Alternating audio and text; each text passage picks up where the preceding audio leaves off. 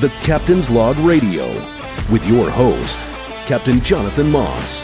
Hey, welcome to the Captain's Log Radio. I'm Captain Jonathan Moss. So glad to have you here on the show, right here on the Outdoor Radio Network. Today I'm doing something a little different. I'm going to be solo. Don't have a guest this week. Instead, last week I did have Captain Bob from On the Hook with Captain Bob. If you're not already listening to that show, make sure you're listening. He airs right before me here on the Outdoor Radio Network. Great dude, great show, so much information. But last week he was on the show and we were talking about new anglers, tips for new anglers. And we, honestly, with these timers, we've got so much time that we can do everything.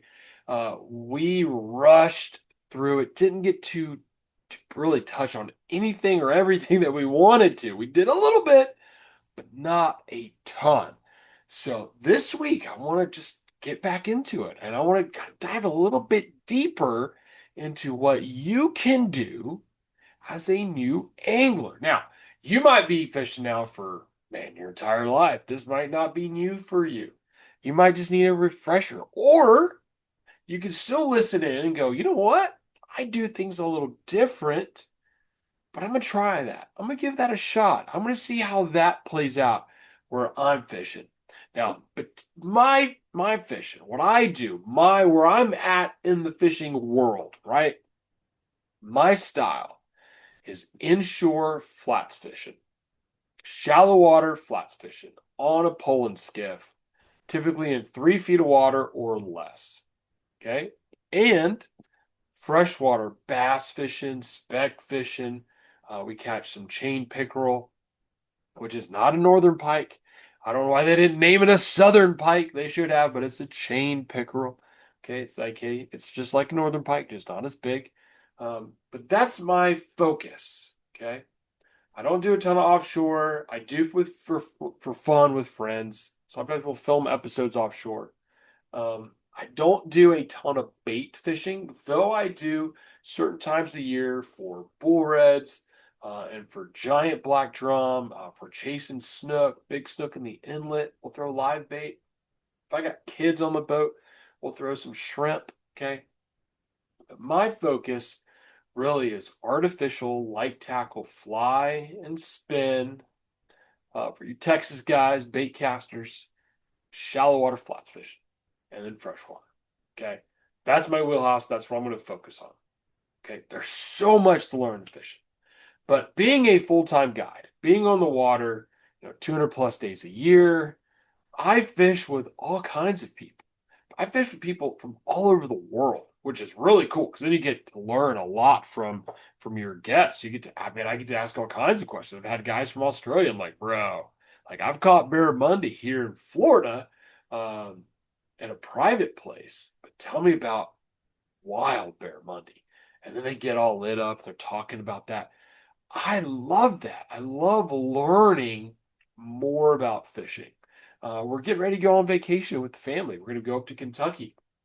Last week when I had Bob on the show, I was saying I love visiting other places in the United States and learning some tips and tricks and techniques from different regions and then applying those to where I live.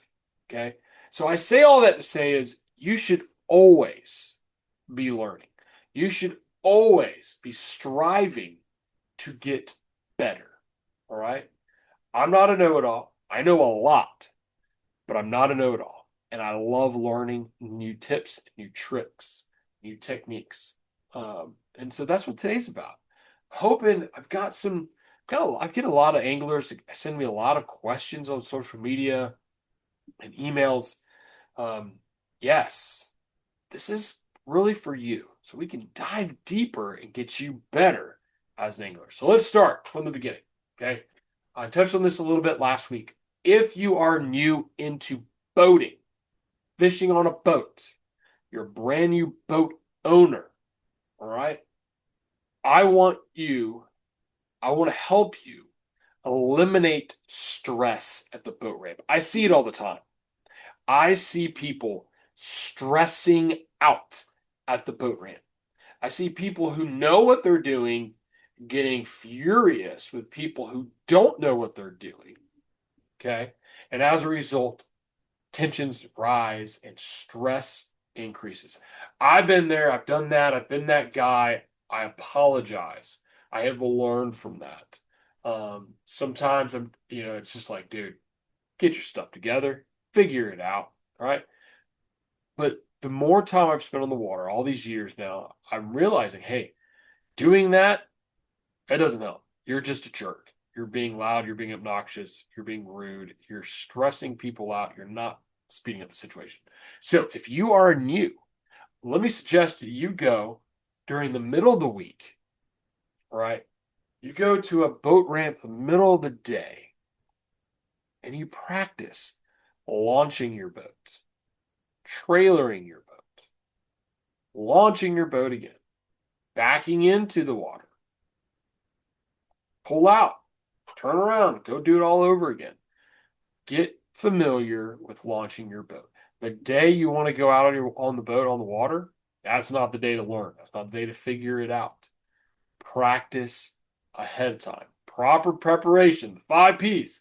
Proper preparation prevents poor performance. It starts with going ahead of time and learning. And you know what? If someone shows up, get out of the way. Pull out, say, guys, go ahead. I'm practicing today. I'm just learning. I'm not good at this. And they're going to be like, cool, man. They're going to be respectful. They're going to love that you're trying to get better. They might even offer you some help, some tips. Okay. But get out of the way. And then when they're gone and it's freed back up, get back to it. Practice, practice, practice. Learn how to put your boat in the water. When I was a kid, we'd go offshore fishing with a family friend, and he had a giant checklist. You know, he always would say, when you're on the water and you need X, Y, Z, and you don't have it, well, on the water is not the place to. Can't just go to the store and get it when you're out there, right? So he has a checklist. That way, he never forgot anything, right? And that's smart. I do this every single day. Like, I launch my boat a lot. I don't need help. I don't want you to help. I don't mean that rudely, but I do it so much that if you start distracting me, I'm probably going to forget something. Okay. And a lot of times I'll back my boat down and go, did I put my plug in it? And 9 times out of 10, 99 times out of 100, I did. But I do it so much that I forget, right? So I make sure I check. But it's repetition, repetition, repetition. Get to the ramp on a day where you can do those repetitions. Muscle memory. You can figure it out. You can launch your boat. Okay. Another thing I touched on last week, staging zones. Make sure you're getting your boat ready out of the way. Because if you're not ready, right, you're putting your plug in, you're taking the straps off, maybe adding cushions, putting the rods in your boat. Maybe you have a transom saver and you're lifting your motor up. And there's steps, there's processes. I have 2 boat buckle straps that connect to my boat. It takes me 10 seconds to do both of them, and they're done. Really simple. I got 4 rods to throw on my boat, and I'm ready to go. Okay? It's quick. I mean, 30 seconds. It's literally all I need, and I'm in the water. So if you have someone who shows up and you're in the way, okay, make sure you're getting your boat ready in the staging zone. Next, I use a product. In fact, I talked to Forrest this week. It's a product called Boat Bunk Wax. All right. This is it's like silicone. It might even be silicone. Forgive me for not knowing what it's made out of. But it is what I put on my boat trailer bunks to slide my boat off my trailer. Okay. I see this all the time and it drives me bananas. And it's how I was raised. I don't unhook my boat from my trailer. I don't loosen my winch strap, okay, until I'm ready for that boat to be in the water. I'll say it again. I don't unstrap my boat from my winch until I want my boat in the water. Now, I mentioned boat bunk wax. I put that on my trailer. so that it slides. It reduces the friction, so it will move. Okay, it will move. You want it to go, or you don't want it to go. If you unhook it, it's going to go. It's going to slide, which is what my trailer is designed for. My Ramblin is a dry launch trailer. That's what it's for, to keep my hubs, my axle out of the salt water. Okay, so I use that product that aids in that. Okay, boat slides with ease. I saw a guy last week. He was with his 2 teenage sons. Brand new boat, brand new temporary tag on it, brand new truck. It was a Jeep, temporary tag on it. And the dude unhooked his boat and he drove down a little bit, slammed on his brakes, trying to get his boat to slide. And he wasn't near the water yet. And then he backed up a little more and slammed on his brakes, trying to get his to slide. And his kids are like trying to pull on a rope. I'm thinking, dude, back your boat up. Get in the water. You know, one day, and I fear this, I fear it's going to happen. One day, he's going to do that, and it's going to be a slick ramp. And I don't care if he's in a Jeep, he's going to slide and he's going to lose it all. I've seen it happen. I've seen it happen.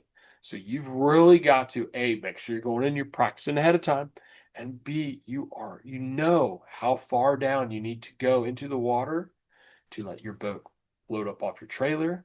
Or if your boat is designed, or you have a trailer designed, that is a dry launch trailer, and you are using some kind of wax like boat bunk wax, that you are prepared for that boat to slide off of your trailer.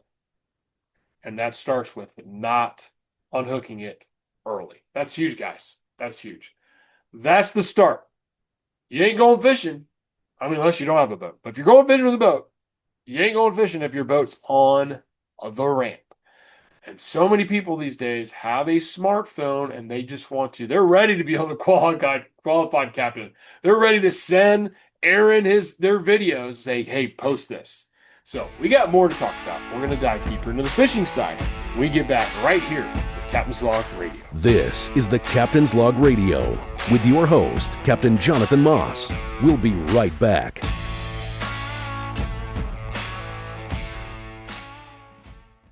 Anglers, unleash your passion with Florida Fishing Products. Our saltwater reels are built for every fight, from weekend casts to tournament triumphs. With lightweight strength, corrosion-proof seals, and ultra-smooth drags, FFP gear is trusted by pros to land more fish. To find out more, go to your local Florida Fishing Products dealer or visit us online at floridafishingproducts.com and gear up for epic battles today. Welcome back to the Captain's Log Radio with your host, Captain Jonathan Moss. All right, welcome back, guys, to the Captain's Log Radio. I'm Captain Jonathan Moss. We're talking tips for new anglers. All right, I just talked a bunch about getting your boat in the water. I want to do one more thing with adding your boat to the water, putting your boat into the water. But before I do that, you already know, I want to invite you, pull out your phones, head on over to all of the socials at the Captain's Log TV on Instagram, Facebook, and YouTube. There's so much content on all those places. So make sure you are there following along. You're liking, you're following, you're subscribing. Instagram, Facebook, YouTube at the Captain's Log TV. And tag me. I love hearing from you guys. I love seeing your posts. I love seeing what you're catching. I love when you DM me and with questions. I love when you DM me, hey, dude, look what I caught this week. Freaking awesome. I love that. So keep it up. So make sure you are all in at the Captain's Log TV so I can follow you back. I can see what you're doing. Let's continue. Last thing I want to talk about with putting your boat in the water. Okay. Think about when you put your boat in the water, are you blocking the ramp with your boat? Okay. This is something else to see a lot. You put your boat in the water, you back your boat in, right? It floats off, you get in it, or you have a rope, someone's pulling it, and they bring it right to the dock and they tie it up. That person pulls the truck and trailer out, and now the boat is sitting there up against the dock, but it's blocking the ramp. If there is a place, perhaps the other side of the dock, where you can put your boat. That's the move. You want to get your boat in the water quickly, and you want to get out of the way quickly so the next person can go. This week, I had an opportunity to go speck fishing out of the Highland Park Fish Camp with my family, and I watched this unfold. There was 2 ramps with the dock in the middle, and there was an older gentleman who had his pontoon boat tied up to the dock, and he was blocking one side of the ramp. Now, to his credit, okay, in his defense, the water is very high right now. Very high there, the park, at the fish camp. And there's not really any place to put your boat because all the docks are underwater, and this particular dock wasn't. So I'm showing him some grace, okay? But this is a great example.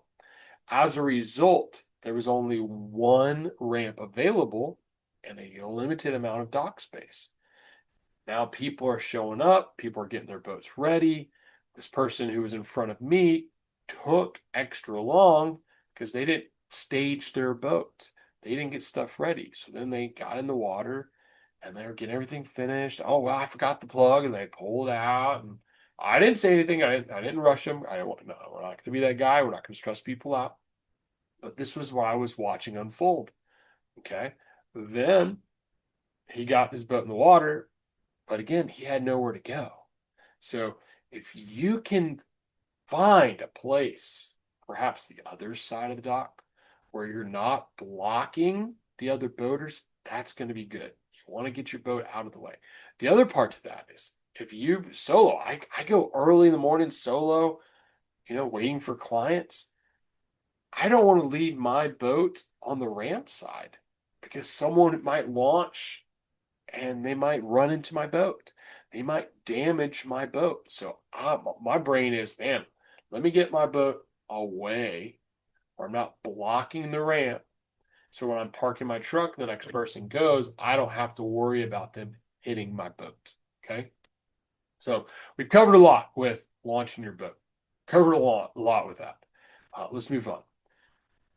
Something that I see a lot with new anglers, and I take a lot of new anglers fishing, and I love that. I love teaching people. I love seeing people. I love the light bulb noise. I like to see people catch fish for the first time. One thing I see a lot, okay, is when they get that spinning rod. Man, I have seen this so many different ways. It's upside down, okay? They're cranking it shut as opposed to flipping it shut. There's reasons that we do all this stuff. One thing I see a lot, and again, this might be the way you're taught, and that's perfectly fine. If you've got it dialed in, you've got it figured out a certain way, do it. Keep crushing. But when I'm going fishing, I want to think efficiency. Oh, that's kind of a pun there. Efficiency, fishing, efficiency. I want to be efficient with what I'm doing, okay? I tried to make a dad joke out of that. That was not going to happen. Sorry.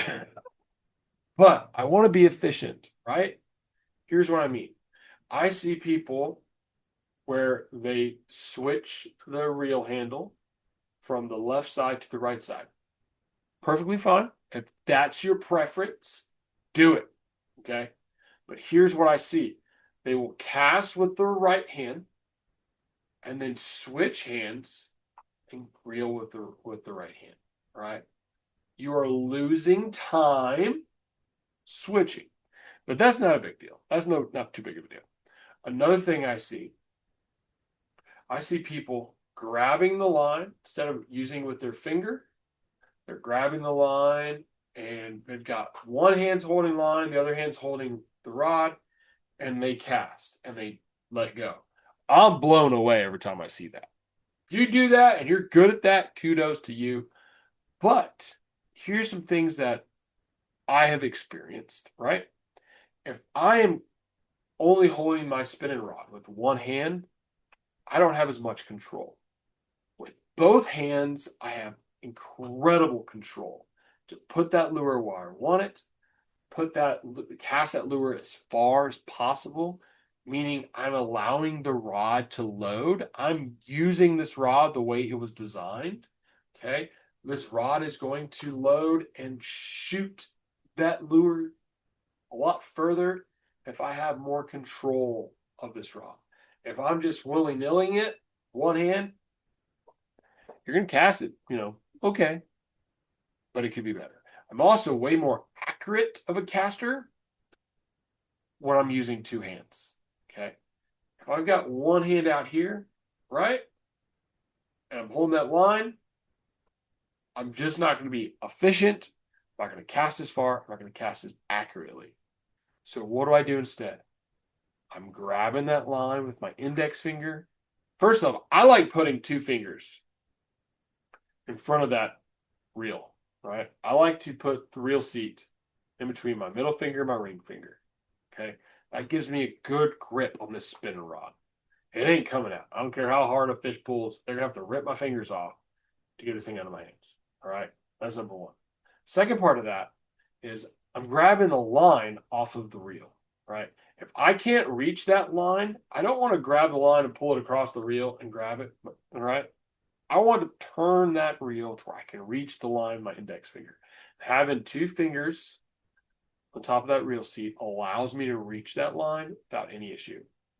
Flip my bail, my left hand is the bottom of my rod, I make my cast, all right?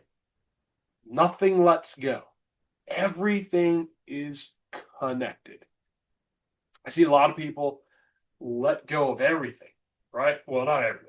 They got one hand attached to the rod, but they let go of it with the right hand, thinking they can go further. And what ends up happening is you're wasting time. The lure hits the water. You're now having to re-grab the rod, flip it over, pick up all the slack because the wind's blowing. You're losing accuracy, distance, and efficiency. Both hands connected, thinking through how to make that cast. I'm telling you. You're like, bro, this doesn't matter. This is not a bunch of... No, I'm telling you. Because if I'm blind casting, if I'm power fishing, if I'm in a situation where, hey, I need to cover a lot of water, right?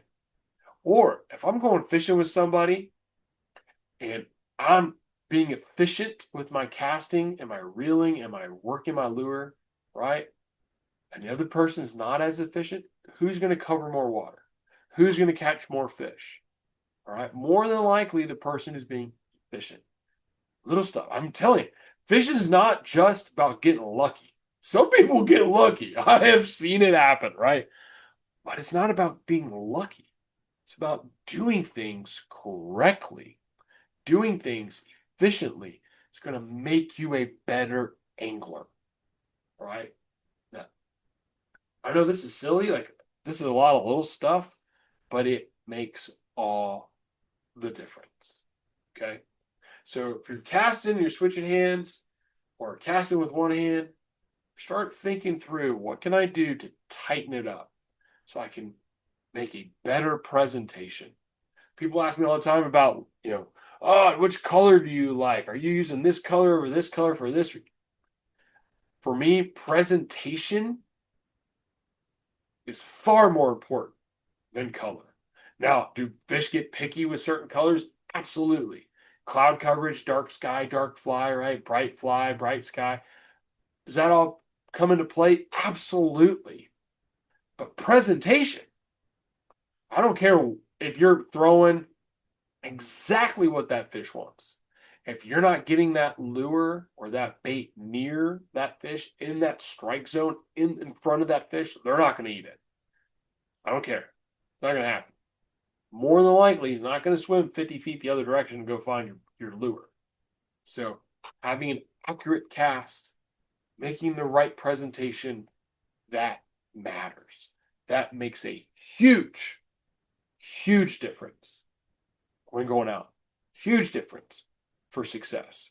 Guys, we have talked about a lot. Okay?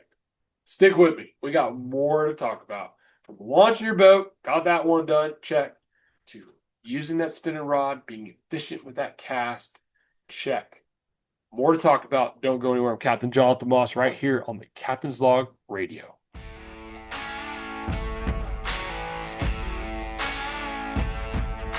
This is the Captain's Log Radio with your host, Captain Jonathan Moss. We'll be right back.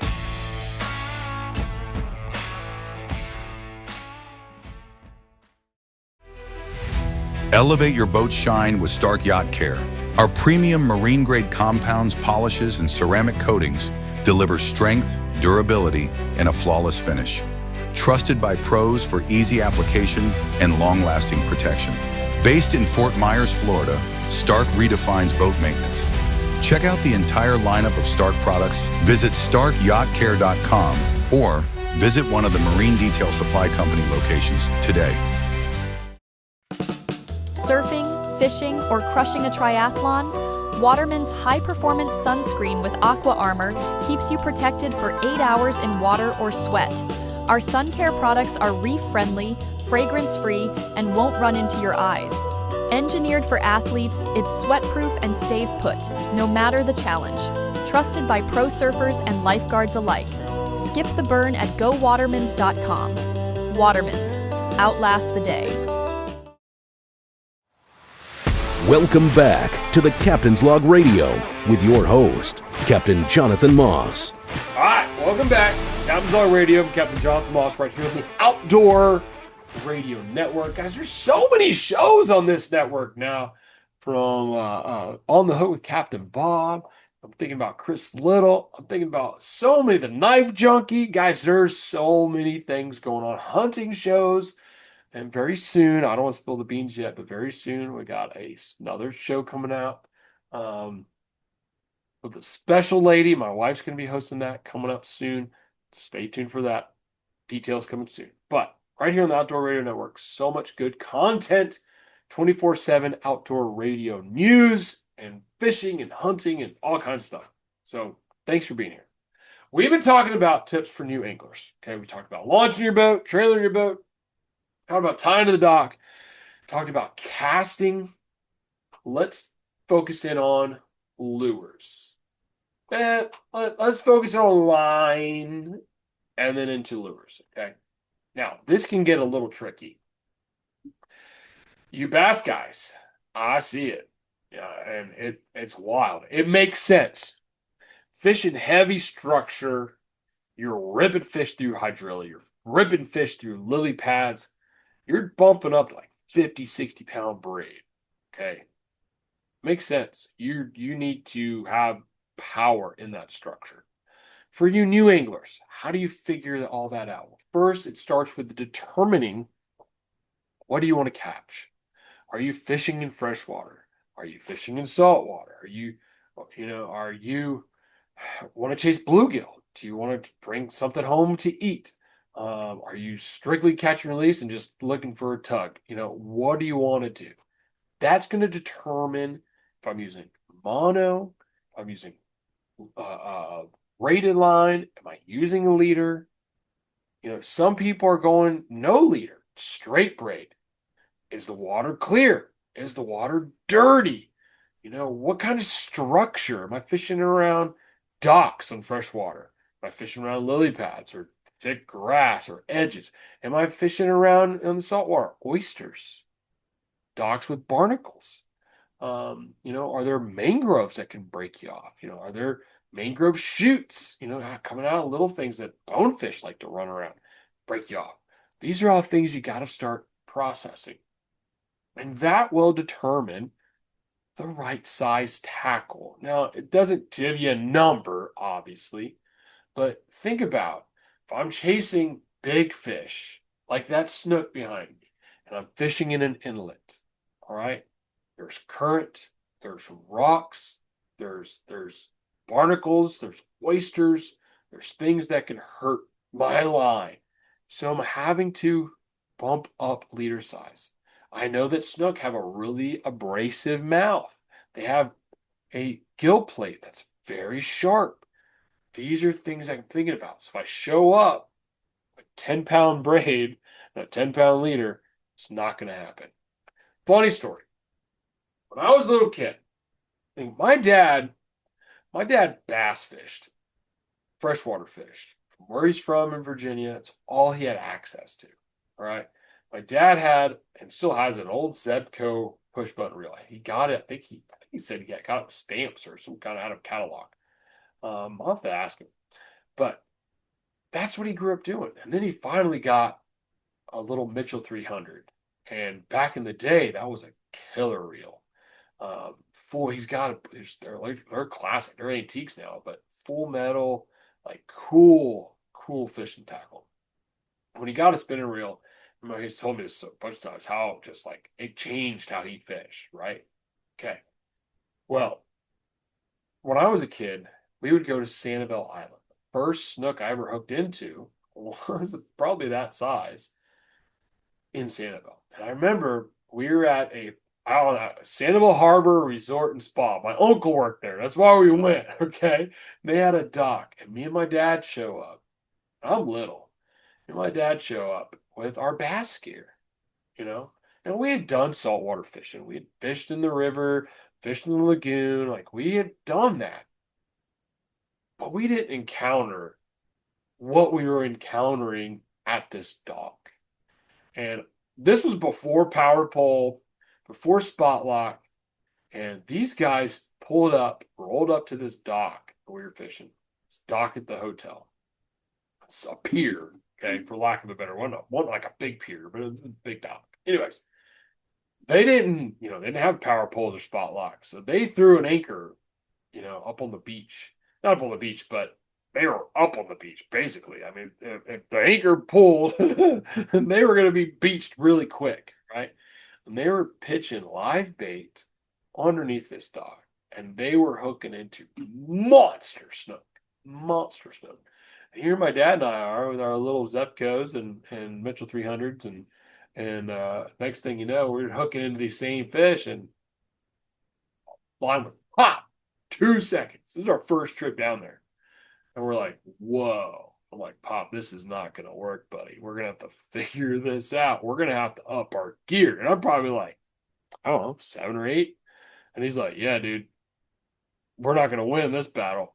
We caught a ton of mangrove snapper and sheep's head. We caught so much. We had so much fun. But we were using the appropriate size tackle for those fish. Okay, 10-pound mono and a little hook and a piece of shrimp. And what would end up happening is you'd catch one of the mangroves, right? And or a little sheep's head, and this giant snook would eat it. And then your reel's like smoking, and your line is stretched out and just frayed and gone, and we're like laughing like that was freaking crazy. That was awesome, but also kind of heartbroken at the same time. That's where you got to start thinking, okay, I've got to be geared up for the right situations. Okay. If I'm chasing redfish and it's open water, I'm not near barnacles or oysters or mangroves, and I'm just fishing a flat like we did in Texas. I had Captain Luis Flandez on a couple weeks ago. We just drifted this giant grass flat. We were using light gear, 10-pound braid, like 15-pound fluorocarbon leader, real thin, light stuff. No fear of snagging anything. Okay. You might run across a crab trap, but outside of that, you're good, buddy. You're good. But if you're fishing around structure, like mangroves, I love skipping mangroves. I love getting that DOA shrimp and rigging it backwards, or a DOA cow shad tail. That swim bait, 3-inch swim bait, owner twist lock, rigging up weedless, skip it underneath those mangroves. I love working those edges of mangroves, bringing it down the mangroves. I love throwing a topwater plug, getting parallel to the mangroves, and chuck that thing down there and pop, pop, pop, pop, pop, pop, pop, pop, bam! A snook will nail it, or a redfish will try to get his face out of the water to eat it, or a nice speckled sea trout coming out of the grass or the pothole and smokes that thing, right? If I know that there's structure there for me to lose a fish, I need to bump up my gear. Okay. 15-pound braid on a 3000 series reel. Okay. 7/6 medium rod, golden for that style of fishing. Okay. 20-pound leader. There's a lot of snook in the area. Maybe I'll bump up to 30. Okay. But is the water crystal clear? If the water's crystal clear, you might not get the bite. I've had Captain Bobby Woodard on, Captain Chris Lemieux on. We've talked about really lightening up your gear. And their argument was this, Jonathan, you might break off a lot more fish with light gear, but you might get more bites. And if you're getting 100 bites and you're landing 50% of them and you're breaking off the other 50, yeah, it's frustrating to lose the gear, but you're getting 50 fish to the boat. Whereas the guy beside you, he might be throwing, 40-pound braid, 40-pound leader trying to catch a snook, and he might be getting 10 bites because the fish see the line, right? But he's landing all of them. Okay. But you caught 50. Like, you caught more fish. You might need to work on that. You might need to fluctuate your leader size depending on the clarity of your water. If the fish are being really picky, really moody, you might need to downsize. I remember we did an episode, Brenton Roberts, fishing for snook around docks down in Stewart. And we were weren't getting a ton of bites. We knew they were there. So we lowered our leader size. I think we went from a 40 to a 20, and we lost some fish. But we were getting bites all of a sudden. It makes the difference. Now, if you're fishing really dirty water, go with as heavy as you can get away with. That way, hey, you're not losing the fish. You're not breaking off tackle. You're not losing money and gear, right? And lures and hooks. You're not throwing hooks and junk into the water because your line's breaking, right? Get away with it if it's dirty. But if it's crystal clear and clean, you might be getting less bites with the bigger tackle. Now, that is something you're going to have to play around with. Something you're going to have to experiment with. But that's part of the game. That's part of the fun. That's part of the excitement of learning how to become a better angler. By going through those motions, those steps, kind of figuring it out. And when you figure it out and you get it dialed in, bro, that is awesome. That feels so good. I took a guy fishing a couple days ago. He was, he had Ivo was his name. And he had a great accent, and he was really into chasing carp. And he did it on fly. Great, great fly angler. Great caster. And he said to me, there are carp in this lake by my house. I can't remember if it was a lake or a pond, but regardless, he said, I spent a whole summer trying to figure it out. And I didn't get a bite. I never caught one. I tried. I kept trying this. I kept trying that. I kept trying this. I kept trying that. He goes, and then I tried this. And my first cast, my first presentation to that carp, he ate it and I caught it. And now I can go to that body of water and I can catch fish, knowing that if I use this, it's going to work. That's what it's about, guys. Hey, don't go anywhere. We got more to talk about right here on the Captain's Log Radio. This is the Captain's Log Radio with your host, Captain Jonathan Moss. We'll be right back.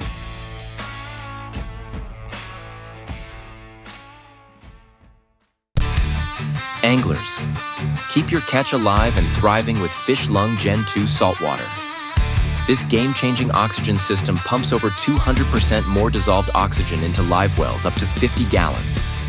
Compact, saltwater ready, and easy to install. It's trusted by pros to ensure healthy fish and penalty-free weigh-ins. Visit fishlung.com to revolutionize your live well today.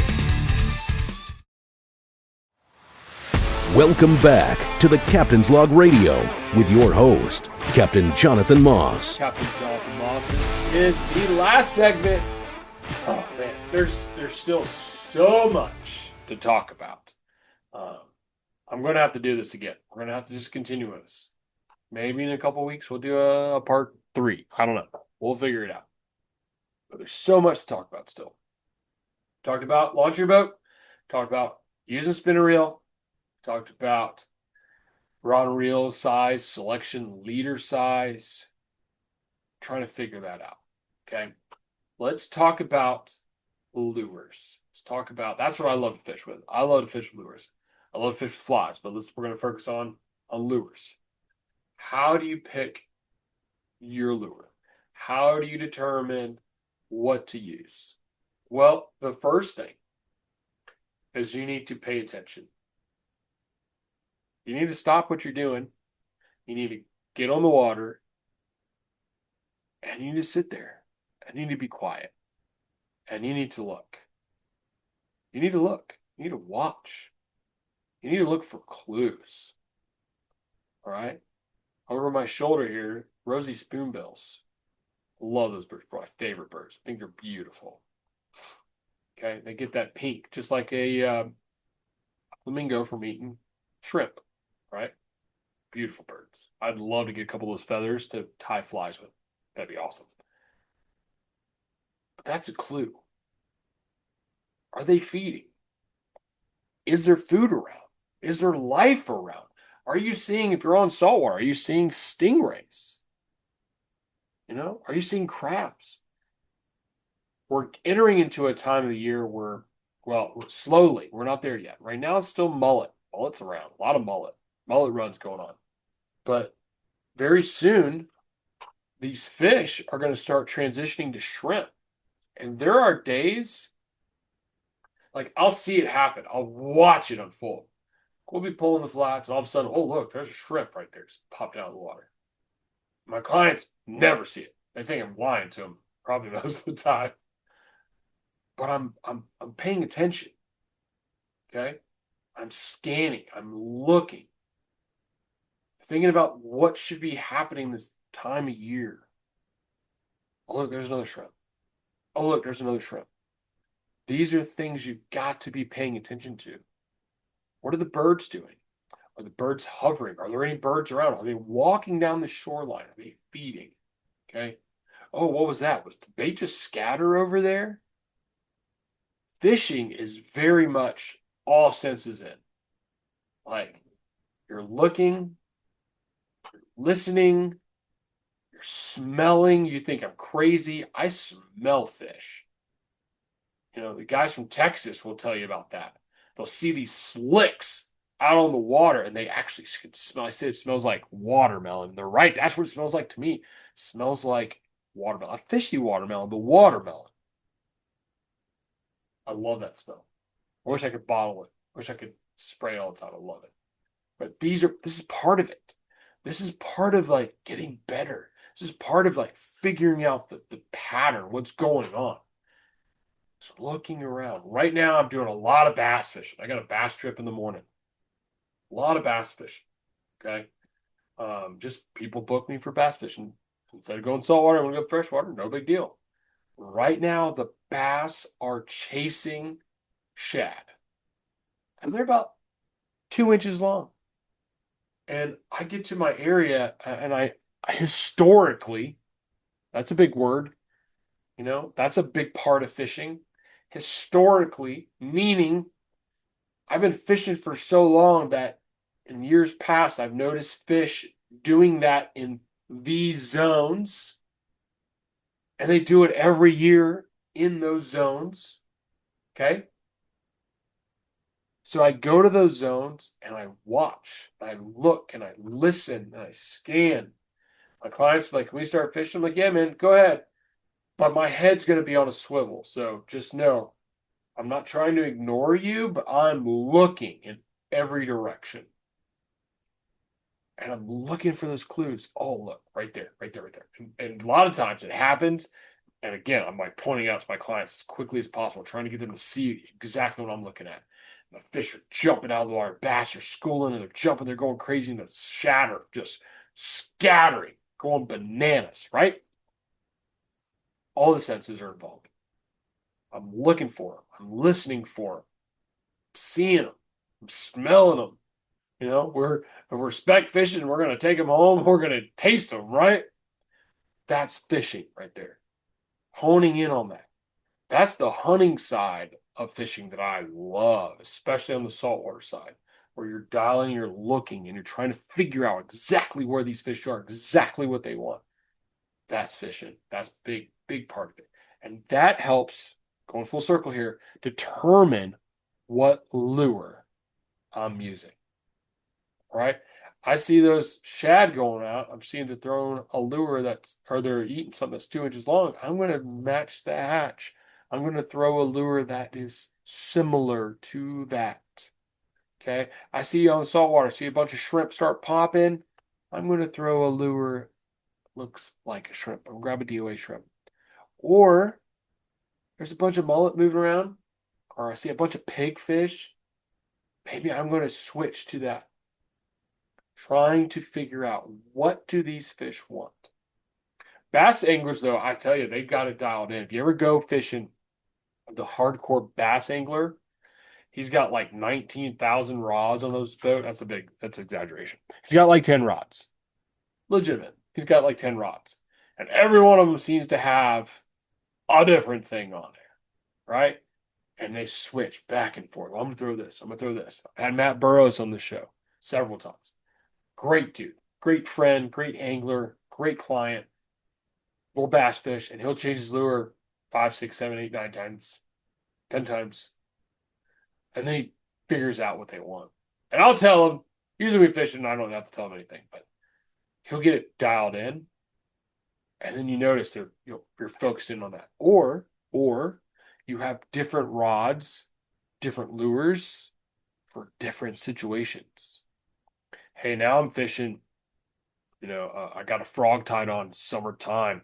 Sun gets high in the sky, gets hot. I'm going to go throw around the lily pads, the frogs around lily pads, right? Or I see bass over here schooling. Man, I'm going to go over here with my jerk bait.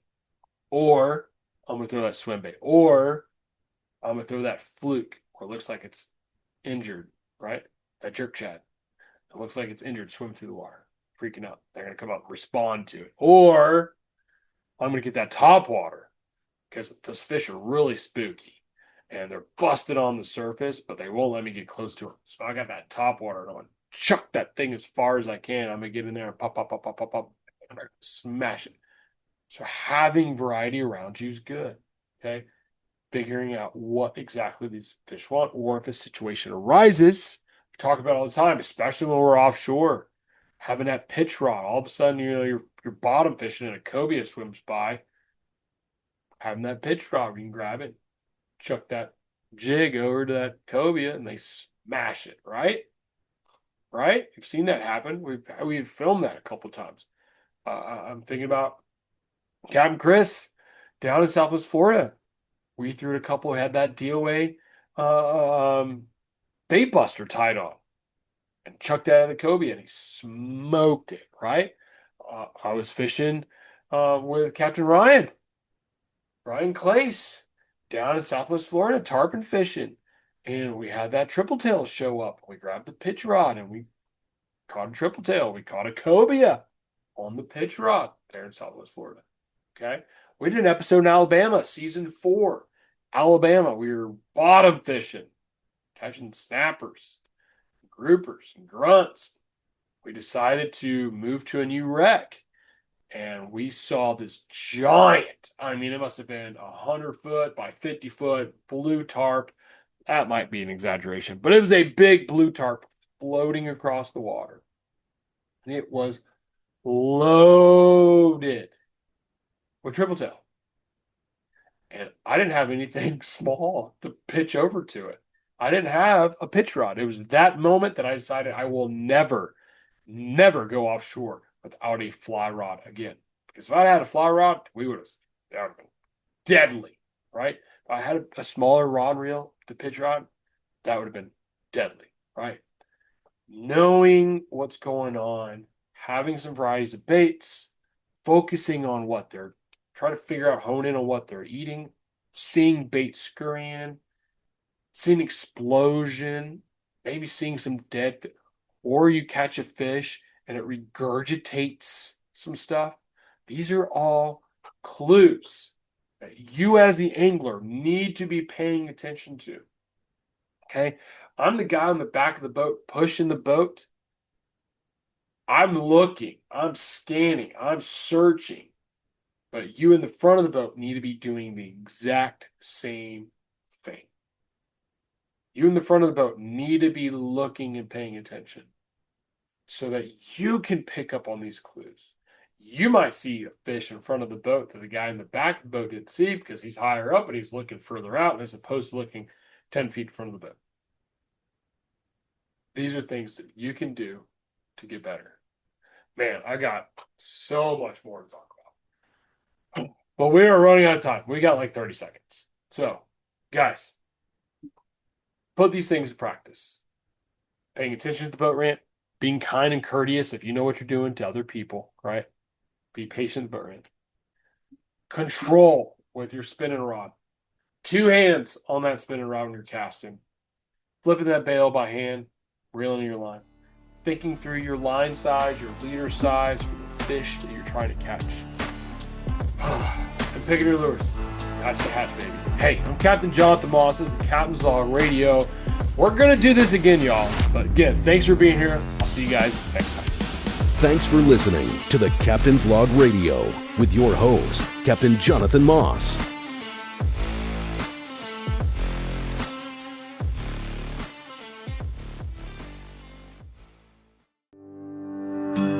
Did you catch a trophy yellowfin or gator trout?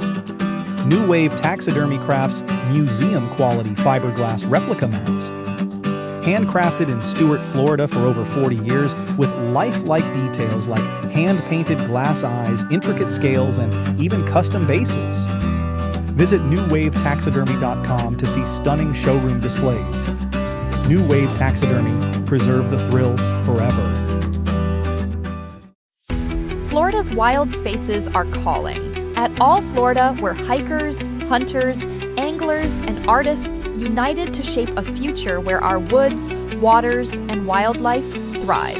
We show up at every meeting advocating for smart conservation and sustainable growth. Join us at allfla.org to protect Florida's natural treasures for generations. Be part of our community. Stand up for Wild Florida.